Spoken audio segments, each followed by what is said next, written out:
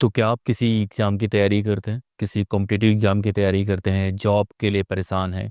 तो ये वीडियो आपके लिए है। दोस्तों, आज मैं आपको बताने वाला हूँ कि किसी भी कॉम्पिटिटिव एग्ज़ाम की जो भी तैयारी आप करते हैं वो बेस्ट तरीके से कैसे कर सकते हैं। और अगर मुझे तैयारी करनी हो, जो कि मैं एक समय करता था, चाहे वो एनडीए के बारे में हो, चाहे यूपीएससी के बारे में हो, चाहे नेट जेआरएफ के बारे में हो, तो मैं कैसे बेस्ट तरीके से वो तैयारी करूँगा और मैं कौन से तरीके अपनाऊँगा। तो इस वीडियो में कोशिश यही रहेगी कि कैसे रिलेट करके हम समझने की कोशिश करें कि अगर आप किसी भी एग्जाम की तैयारी करते हैं, चाहे वो यूपीएससी है, एनडीए है, कोई भी एग्जाम है, तो बेस्ट तरीके से कैसे आप उसकी तैयारी कर सकते हैं, नीट के बारे में भी, आईआईटी के बारे में भी। तो जब भी हम एग्जाम की तैयारी करते हैं, किसी भी एग्जाम की तैयारी करते हैं, जो सबसे इंपॉर्टेंट चीज़ होती है वो क्या होती है? किसी भी स्टूडेंट की लाइफ में तीन चीज़ें सबसे इंपॉर्टेंट होती है। पहला टाइम, दूसरा एनर्जी, तीसरा फोकस। ये तीन चीज़ें अगर आप बैलेंस कर पाए तो आप आराम से कोई भी एग्जाम निकाल दोगे। ये 3 चीज़ें आपको दिमाग में रखनी है, टाइम, एनर्जी, फोकस। अगर ये 3 चीज़ें आप प्रोटेक्ट कर पाए, इन 3 चीज़ों का सही यूटिलाइज़ कर पाए, तो कोई आपको रोक नहीं पाएगा। उसका एक बड़ा रीज़न ये है कि ज़्यादातर बच्चे जो तैयारी कर रहे होते हैं एग्ज़ाम की, वो सिमिलर मटेरियल पढ़ रहे होते हैं। मतलब मटेरियल कौन-सा है, टेलीग्राम से मिल जाएगा, यूट्यूब से मिल जाएगा या अलग-अलग जगहों से मटेरियल मिल जाता है। सब सिमिलर मटेरियल यूज़ करते हैं। फ़र्क कहाँ पे होता है? फ़र्क होता है उनकी प्लानिंग में, किस तरह से वो प्लान करते हैं, किस तरह से वो अप्रोच करते हैं और जब वो फ़ेल करते हैं तब कैसे उन चीज़ों को मैनेज करते हैं, फ़र्क वहाँ से पड़ता है। तो जब भी आपको लग रहा हो कि आप बाकी लोगों से पीछे क्यों हैं, तो वो मटेरियल की वजह से नहीं है शायद, वो शायद इस प्लानिंग की वजह से है। तो जो भी हम प्लानिंग करने वाले हैं उसमें टाइम को फ़ोकस पे रखेंगे, एनर्जी को फ़ोकस पे रखेंगे और आपके कंसंट्रेशन को फ़ोकस पे रखेंगे, क्योंकि ये जितने भी एग्ज़ाम है वहाँ पे याद करना बहुत इंपॉर्टेंट है। जो भी चीज़ें आप जानते हैं सिर्फ़ जानना नहीं है, उनको याद करना है और ज़रूरत पड़ने पे उनको वापस लाना है। तो अब शुरू करते हैं पहले स्टेप से। जब भी आप तैयारी कर रहे हो तो क्या आपको ध्यान देना है? पहला काम तो आपको ध्यान देना है कि आप किस एग्ज़ाम की तैयारी कर रहे हैं। ज़्यादातर बच्चे क्या होते हैं, वो एक साथ 5-6 एग्ज़ाम निकालने की तैयारी करते हैं, उनको लगता है ये भी निकाल लेंगे, वो भी निकाल लेंगे। लेकिन शायद ये रियलिटी नहीं है। हर एग्ज़ाम का पैटर्न अलग होता है, हर एग्ज़ाम का सिलेबस अलग होता है, हर एग्ज़ाम का टाइमिंग अलग होता है और हर एग्ज़ाम के क्वेश्चंस अलग होते हैं। यूपीएससी एनडीए का भी एग्ज़ाम कराती है, यूपीएससी सीडीएस का भी एग्ज़ाम कराती है, यूपीएससी सीएससी, यूपीएससी वाला एग्ज़ाम भी कराती है और भी बहुत एग्ज़ाम कराती है। लेकिन हर एग्ज़ाम का पैटर्न अलग है, हर एग्ज़ाम के क्वेश्चंस अलग हैं। कुछ सिमिलैरिटीज़ हो सकती हैं, लेकिन एक ही इंसान अगर 10 एग्ज़ाम की तैयारी करेगा तो शायद उसके लिए मुश्किल हो जाएगा। तो सबसे पहला काम जो आपको करना है, वो क्लैरिटी लानी है कि भाई आप कौन से एग्ज़ाम की तैयारी कर रहे हैं। अगर आपको क्लियर है कि आप कौन से एग्ज़ाम की तैयारी कर रहे हैं, फिर हम दूसरे स्टेप के बारे में आते हैं। दूसरा स्टेप क्या होता है? अगर मुझे तैयारी करनी है और मैं आज के टाइम पे क्लियर हूँ कि मुझे कौन सी तैयारी करनी है। अब मानने की कोशिश करते हैं कि मैं 2012 में हूँ, तब मैं एनडीए की तैयारी करता था, तब भी मेरा जो पैटर्न होगा मैं बताने की कोशिश करूँगा।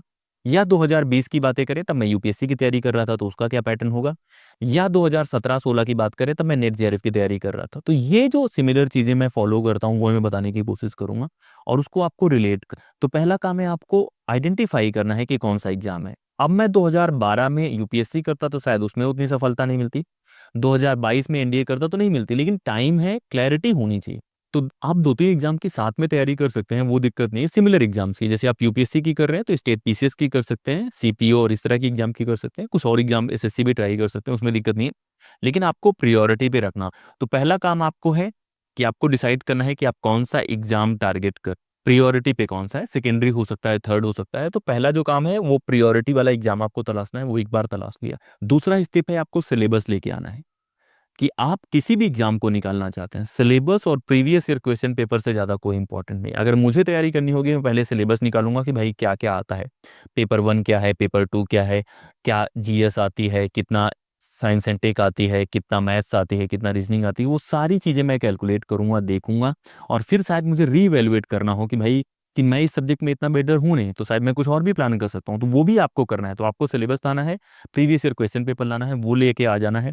देखना है एक बार और फिर उसके बाद अगर आपको लगता है कि हाँ, यही बेस्ट तरीका है या यही वो एग्ज़ाम है जो मैं निकालना चाहता हूँ, उसके बारे में और भी वीडियोज़ आप देख सकते हैं कि उस एग्ज़ाम के बाद आपको कौन-सी नौकरी मिलेगी, कैसी लाइफ़स्टाइल होगी, वो आपका ज़ोन है, आप उसको देखें।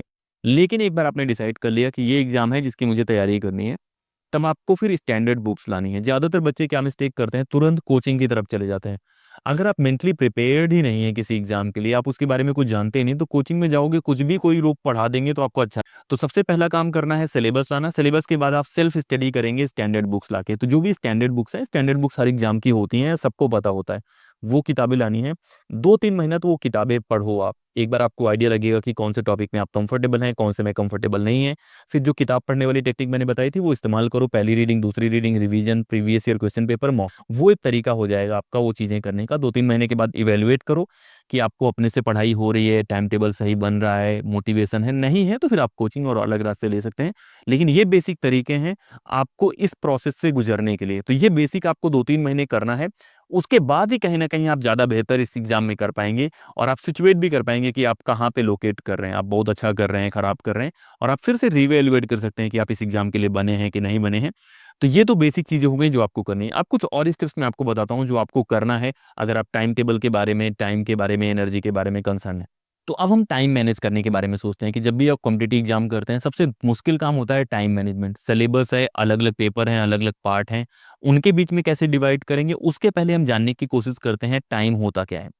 देखो, वैसे तो 24 घंटे सबके पास होते हैं और जो 24 घंटे होते हैं उसमें से एवरेज 8-9 घंटे आप निकाल देंगे। 15 घंटे अगर आप फुल टाइम पढ़ाई कर रहे हैं तो आपके पास होते हैं जिनको आप कंट्रोल करते हैं। आप उस 15 घंटे में से आपको टाइम निकालना है अलग-अलग सब्जेक्ट के लिए। तो एक अंडरस्टैंडिंग आपको ये होनी चाहिए कि जो टाइम भी है 15 घंटे ना, वो सब बराबर नहीं है। कुछ टाइम है उसमें जो बहुत पीक वाला टाइम है, बहुत इंपॉर्टेंट टाइम है, कंसंट्रेशन बहुत हाई है, एनर्जी बहुत हाई है। कुछ ऐसा टाइम है जो थोड़ा-सा कम है उससे, और कुछ ऐसा काम है जहाँ पे एनर्जी भी बहुत कम है, कंसंट्रेशन भी बहुत कम है। तो आपको टाइम को 3 ब्लॉक में बाँटना है। एक एकदम पीक हो गया, एक मिडल हो गया, एक लोअर हो गया। जो आपका पीक का टाइम है, 1 दिन की बातें कर रहा हूँ। जो आपका पीक का टाइम है, वो आपको रिवीजन में लगाना है, याद करने में लगाना है, जो कोर चीज़ें हैं उनके बारे में लगाना है। और जब भी वो टाइम आप यूज़ करें, कोशिश करें फ़ोन और बाकी चीज़ों से दूर रहें। इसे हम डीप वर्क जो भी बड़े-बड़े लोग हैं, चाहे बिल गेट्स की बात करें, इलॉन मस्क की बात करें या बड़े लोगों की बात करें, वो अपने दिन का 3 घंटा ऐसे कामों में देते हैं जहाँ पे एकदम फ़ोकस्ड, इंटेंस तरीके से पढ़ाई करते हैं, कि वो करने के बाद लगता है कि यार उतना ही कर लिया तो 1 दिन का इनफ काम है। तो वो आपको करना है जहाँ पे आपका कंसंट्रेशन पीक में है। जैसे मैं करूँगा, तो मैं सुबह से 6 से 9 के बीच वाला जो टाइम है वो यूज़ करता हूँ उस काम में, और वो मेरा बेस्ट टाइम होता है। तो वो बेस्ट टाइम हो गया आपका। उसके बाद जो बाकी टाइम आपका बचेगा, लगभग 12 घंटे, 10 घंटे जो भी बचता है, उसको 2 पार्ट में डिवाइड कर सकते हैं, उसको मल्टीपल पार्ट में भी डिवाइड कर सकते हैं, आप यूज़ कर सकते हैं। वो अलग-अलग काम के लिए यूज़ कीजिए और टाइम टेबल प्लानिंग वाला वीडियो देखोगे तो ज़्यादा बेहतर रिलेट कर पाओगे। लेकिन यहाँ पे 2 टेक्निक्स हम यूज़ कर सकते हैं। हमारा बॉडी का जो होता है एक रिदम होता है, जिसे हम बॉडी क्लॉक बोलते हैं। तो ह्यूमन बॉडी पीक टाइम कब आएगा, उसका एक अंडरस्टैंडिंग होना चाहिए आपका कि आपका पीक टाइम कब आता है। आपका पीक टाइम कंसंट्रेशन वाला कौन है, वो आपको पता होना चाहिए। दूसरा एक टेक्निक होती है जिसे हम अल्ट्रेडियन टेक्निक बोलते हैं। उसके हिसाब से आपका जो इंटेंस काम करने की कैपेसिटी है, वो लगभग 90 मिनट होती है। तो आप एक कोई काम शुरू करें, कोशिश करें कि 70-80 मिनट तक आप करके 10 मिनट का ब्रेक लेके फिर दूसरा साइकिल शुरू करें। तो इस तरह से बॉडी का साइकिल होता है, वो आपको समझना है। टाइम लीनियर नहीं है, ये आपको समझना है। और एक पोमोडोरो टेक्निक होती है जहाँ पे 25 मिनट का आप इंटेंस काम करते हैं, 5 मिनट ब्रेक लेते हैं। तो ये भी तरीका इस्तेमाल कर सकते हैं आप टाइम मैनेजमेंट के बारे में। अब आती है दूसरी बात कि एनर्जी कैसे मैनेज करें। इस एग्ज़ाम की तैयारी के दौरान या किसी भी एग्ज़ाम की तैयारी के दौरान एनर्जी बहुत इंपॉर्टेंट है, एनर्जी ड्रेन होती है। हम सब स्टूडेंट हैं, कितना भी कर लें मेहनत, एक समय एनर्जी ड्रेन होती है। पढ़ाई बहुत ज़्यादा एनर्जी डिमांड करती है। तो सबसे पहला जो आप काम कर सकते हैं, न्यूट्रिशन पे ध्यान दीजिए, खाने-पीने पे ध्यान दीजिएगा। जब भी आप पढ़ाई करते हैं, खाने-पीने में इसलिए मैं बोलता रहता हूँ कि अगर आप खाने-पीने पे ध्यान नहीं देते हैं, आप काउंट करते हैं कि 7 दिन आप पढ़ाई करेंगे या 1 महीने का मान लेते हैं कि 1 महीने का आपने शेड्यूल बनाया और आप खाने-पीने पे ध्यान नहीं दे रहे हैं। अगर आप बीमार हो जाएँगे तो आपके 3-4 दिन चले जाएँगे। 3-4 जो दिन जाएँगे तो लगभग आपके 50 घंटे चले गए। उससे बेहतर है हर दिन आप 1 घंटे दीजिए, तो 1 महीने में लगभग 30 ही घंटे जाएँगे आपके, और आप हेल्दी भी रहेंगे। आप मेंटली भी हेल्दी रहेंगे, आपका ब्रेक भी नहीं होगा। तो आपको न्यूट्रिशन पे ध्यान देना है। एक्सरसाइज करने की कोशिश करो, जो आपका पीक टाइम है उधर मत करो, लेकिन हल्का-फुल्का बॉडी मूव करेगी, सही स्पेस में रहोगे तो मेंटल हेल्थ भी सही रहेगी, वो चीज़ें करने की कोशिश करो। और तीसरा है अपनी स्लीप साइकिल को मेंटेन करो। बहुत बच्चे क्या करते हैं, उनको लगता है पढ़ाई चल रही है तो एकदम 15 घंटे, 16 घंटे पढ़ दो, फिर स्लीप साइकिल बिगाड़ लो, ऐसे मत करो। क्योंकि ये तैयारी ऐसी नहीं है कि आप बस 10 दिन करोगे, 2 महीने करोगे, ये लॉन्ग रन है, मतलब मैराथन जैसे है, जहाँ पे शुरू में आप बहुत तेज़ दौड़ लेंगे तो बाद तक कवर नहीं कर पाएँगे। तो ऐसा टाइम टेबल बनाओ, ऐसा शेड्यूल बनाओ जहाँ पर रेगुलर चीज़ कर पाओ आप, क्योंकि रेगुलर करोगे तो रिवीजन अच्छा होगा, सारी चीज़ें अच्छी होगी और सारी चीज़ें आप बेहतर कर पाओगे। तो ये तो बातें हो गई एनर्जी मैनेजमेंट के बारे में। खाना करना है, एक्सरसाइज करना है, स्लीप साइकिल सही रखना है और किसी भी कंडीशन में खुश रहना है। एनर्जी मेंटेन करने का यही है कि कोई चीज़ अगर आप गुस्से में करेंगे तो ज़्यादा एनर्जी लगेगी, स्माइल के साथ करेंगे तो अच्छा लगेगा। तो आपको एक माइंडसेट लाना है कि यार ये एग्ज़ाम मैं कर रहा हूँ, ये एग्ज़ाम टफ है और इसको मैं अगर अच्छे से करूँगा तो मैं बहुत अच्छा कर जाऊँगा। फिर आपको विजुअलाइज़ भी करना है कि आपके पेरेंट्स खुश हो जाएँगे, एग्ज़ाम निकलेगा। आपको वो इमेजिन भी करना है कि जब आप टॉप करेंगे तो कैसा होगा, तो वो आपको बहुत हेल्प करता है, मेंटली आपको प्रिपेयर करता है और आप बहुत अच्छा फ़ील करते हैं। तो मेंटल हेल्थ के लिए भी और इस तरह से एनर्जी मेंटेनेंस के लिए भी खुश रहना, सही स्पिरिट से तैयारी करना, ग्रोथ माइंडसेट से तैयारी करना बहुत अच्छा हो जाता है। अब तीसरी बात आती है फ़ोकस को कैसे प्रोटेक्ट करें, कंसंट्रेशन को कैसे प्रोटेक्ट करें। तो जब भी हम कंसंट्रेशन के बारे में बातें करते हैं, बहुत इंपॉर्टेंट, आप 10 घंटे पढ़ें बिना कंसंट्रेशन के, 50% कंसंट्रेशन के, तो 5 घंटे के बराबर है। अगर आप 5 घंटे पढ़ें 100% कंसंट्रेशन के साथ, तो 5 घंटे के बराबर है। तो आपको कंसंट्रेशन ध्यान देना है कि आप पढ़ रहे हैं, दिमाग कहीं और लगा हुआ है तो मुश्किल होने वाली है। तो आपको कैसे भी करके फ़ोकस बनाना है, उसको आप टाइम से लिंक करेंगे कि कहीं आप डीप वर्क कर पाएँगे, कब आप नहीं कर पाएँगे। खुश रहने वाला है, आप कैसे शेड्यूल बनाएँगे, सबका अलग-अलग शेड्यूल होता है, लेकिन आपको मेंटेन करना है कंसंट्रेशन। उसके लिए कुछ बेसिक चीज़ें कर सकते हैं। पहला है कि जिस एनवायरनमेंट में आप रह रहे हैं, जैसे मैं यहाँ पे वीडियो शूट कर रहा हूँ, तो यहाँ आस-पास शोर हो रहा होगा तो मैं डिस्ट्रैक्ट होऊँगा, जो भी चीज़ें मैं कहना चाहता हूँ, वो मैं नहीं कह, तो आपको अपने एनवायरनमेंट को क्लीन करना है। क्लीन करने का मतलब ये है कि वहाँ ऐसे लोग रखने हैं जो बार-बार आपको डिस्टर्ब ना करें, वहाँ वो चीज़ें रखनी है जो आपको बार-बार डिस्टर्ब ना करें और जो आपका गोल है, उधर आप फ़ोकस्ड रहें। तो डिस्ट्रैक्शन वाली जितनी चीज़ें हैं, उनको दूर रखो। अगर कुछ लाउड रूममेट हैं या फ्लैटमेट्स हैं, तो उनसे दूरी बनाओ और उनको घर बुलाओ। उनको तैयारी के दौरान साथ में रखना बहुत अच्छी चीज़ नहीं है, क्योंकि वो आपका डिस्टर्बेंस करेंगे, आपका कंसंट्रेशन नहीं बनेगा। दूसरा है फ़ोन एडिक्शन बहुत खतरनाक है। आज के वक़्त में कोई भी ऐसा नहीं होगा जिसके पास फ़ोन ना हो, तो फ़ोन को मैनेज करना बड़ा काम। और फ़ोन सिर्फ़ फ़ोन नहीं है, फ़ोन कनेक्शन का तरीका भी है कि आपकी गर्लफ्रेंड है, आपके दोस्त हैं, उनसे कनेक्टेड हैं, आप पढ़ रहे हैं, साथ में फ़ोन रखा हुआ है, बार-बार बज रहा है, नोटिफ़िकेशन आ रहा है, तो वो भी दिक्कत करता है। तो उससे बचने का एक तरीका है कि आप उसे साइड में रख दें, साइलेंट करके रखें, स्विच ऑफ ना करें, लेकिन दूर रखने की कोशिश करें। 25 मिनट का ब्लॉक बनाएँगे, 25 मिनट बाद देखेंगे, 5 मिनट का ब्रेक लेंगे, तो इस तरह से अरेंज करने की कोशिश करो। फ़ोन के साथ एक और दिक्कत है कि जब भी आप पढ़ाई कर रहे होते हैं, तो पढ़ाई बहुत खूबसूरत काम है। अगर आप इसको एन्जॉय करके करते हैं, तो मान लीजिए कि मैं वीडियो बना रहा हूँ और मैं ये वीडियो एन्जॉय कर रहा हूँ कि यार मेरा 20 मिनट का वीडियो होगा, जब बन जाएगा तो मुझे अच्छा लगेगा। तो मेरा बॉडी डोपामाइन रिलीज़ करता है, वो मुझे खुश करने के लिए, परफॉर्मेंस एनहांस करने के लिए वो रिलीज़ करेगा। लेकिन अगर मैं पढ़ाई करने बैठा हूँ और मुझे पढ़ाई से मेरा ध्यान कहीं और जा रहा है जहाँ से मुझे ज़्यादा मज़ा आ रहा है, तो मेरा ब्रेन भी वैसे ही पिक करेगा ना, फिर जो ज़्यादा इम्पोर्टेंट काम है उधर ध्यान देगा। तो आपको फ़ोन इसलिए भी कम चलाना है। तो लोगों से बचना है, फ़ोन से बचना है, जो भी चीज़ें आपको परेशान कर रही हैं, चाहे फैमिली के बारे में है, कोई और भी चीज़, ओवरथिंकिंग आ रही है, सारी चीज़ें आ रही हैं। आपको सिर्फ़ एक चीज़ याद रखनी है कि ये एग्ज़ाम जो है ना, वो मेहनत से निकलेगा, आपके कंसंट्रेशन से, और जो भी रास्ते आप निकालने की कोशिश कर रहे हैं कि एसएससी निकल जाएगा तो घर वालों का बेहतर होगा, यूपीएससी निकल जाएगा तो ये होगा। उन सारी चीज़ों के जो रास्ते हैं यहीं से तो ये तो तरीका है आपके कंसंट्रेशन मैनेज करने का कि इस तरह से आप कंसंट्रेशन मैनेज कर सकते हैं। तो हमने टाइम मैनेजमेंट के बारे में सोचा, हमने एनर्जी मैनेजमेंट के बारे में बातें करी, हमने कंसंट्रेशन मैनेजमेंट के बारे में बात। तो ये 3 चीज़ें हम जब मैनेज कर लेंगे और जो स्टेप्स मैंने आपको बताए हैं, सिलेबस लाना है, स्टैंडर्ड किताबें लानी है, उसके बाद उनको पढ़ना है, पहली रीडिंग करनी है, प्रीवियस ईयर क्वेश्चन पेपर लगाना है, दूसरी रीडिंग करनी है, प्रीवियस ईयर क्वेश्चन पेपर लगाना है, फिर रिवाइज़ करते जाना है। रिवाइज़ करते-करते आपको रियलाइज़ हो जाएगा कि भाई आपसे काम हो रहा है, नहीं हो रहा है। मॉक टेस्ट लगाएँगे, पता लग जाएगा कहाँ सिचुएट कर रहे हैं। फिर आप देख सकते हैं कि यार शायद कोचिंग की ज़रूरत है, कौन-सा सब्जेक्ट वीक है, फिर आप कोचिंग की तरफ बढ़ सकते हैं। लेकिन 6 महीने, 5 महीने ये रिदम फ़ॉलो करने की कोशिश करो। क्योंकि जब आप कोचिंग करते हो तो सिर्फ़ कोचिंग पढ़ाई के लिए नहीं, उसमें टाइम बहुत ज़्यादा है। इसलिए मैं शुरू में कोचिंग सजेस्ट नहीं करता हूँ, क्योंकि आप जाओगे 4-5 घंटे वहाँ बैठोगे, वो टॉपिक भी पढ़ने की कोशिश करोगे जो आपको ज़रूरत ही नहीं है। फिर आप पढ़ के आओगे, वहाँ से भी पढ़ोगे, यहाँ भी पढ़ोगे, कन्फ्यूज़ हो जाओगे। क्योंकि आपका ब्रेन का जो मेमोरी डिके होता है कि कोई चीज़ कैसे याद नहीं रहती, उसमें सबसे बड़ा रोल होता है इंटरफेरेंस का, कि एक बार कोई चीज़ आपने कहीं से पढ़ी है, दूसरी कहीं से और पढ़ने की कोशिश करेंगे, तो ब्रेन उनको राइट अप करता है, दोबारा लिख देता है, तो उससे कन्फ्यूज़न होता है। तो वो चीज़ें भी आप अवॉइड कर सकते हैं। तो ये बेस्ट तरीके हैं किसी भी एग्ज़ाम की तैयारी करने का। अगर मैं कर रहा हूँगा तैयारी, तो मैं ऐसे ही काम तरीके से ये सारी चीज़ें अरेंज करूँगा। और कुछ और भी चीज़ें आपको ध्यान देना है जब भी आप तैयारी कर रहे हैं। पहला है कि गोल इम्पोर्टेंट है। एक मिशन पे हो, और मिशन पे जब आप रहते हैं तो कोई भी ऑफ डे नहीं, तो कोई भी ऐसा दिन नहीं होना चाहिए जिसमें आपने कोई भी काम नहीं करा।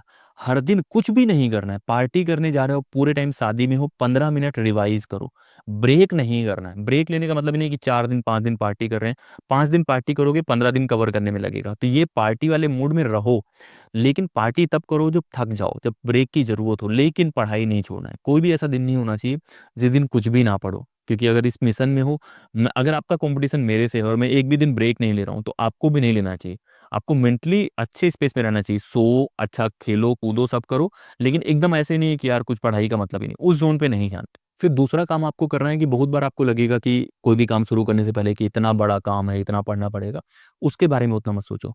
एक बड़े से बड़ी सीढ़ी भी 1000 स्टेप की आप एक ही स्टेप से चढ़ पाते हो। एक साथ आप 1000 स्टेप नहीं चढ़ पाते, एक स्टेप चढ़ पाते हो, तो एक स्टेप चढ़ने की कोशिश करो, अपने आप रास्ते बनते जाएँगे। जैसे किसी ने भी अगर केदारनाथ या इस तरह का ट्रेक करा होगा तो लगभग 10 घंटे 12 घंटे लगते हैं, उससे ज़्यादा लगते हैं ट्रेक करने में।